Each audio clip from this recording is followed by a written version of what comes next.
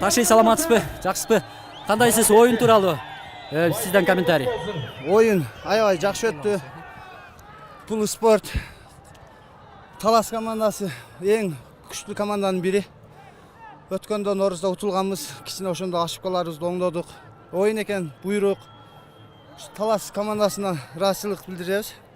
Спорт муну кыргыз элим спорт деп түшүнсө болот. Эмне катачылыктарыңыздарды оңдодуңуздар ошо мына Норуздан кийин, мына ошибкаларды оңдодук деп атасыздар. Норузда мен Арабияга 2 бала кеттик эле. Оюнга 3 күн калганда келип атын миндим, атым даяр эмес эле. Көп баланын аты даяр болбой калган. Аттарыбыз жетишпей калган ал мезгилде.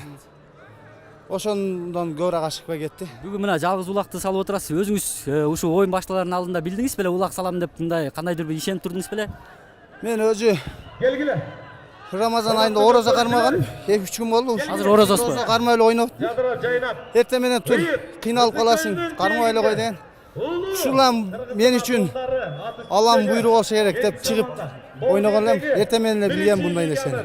Чоң рахмат. Ынтымак командасына эмне деп айтасың? Ынтымак командасына ийгилик, мындай команда мыкты командалар булар.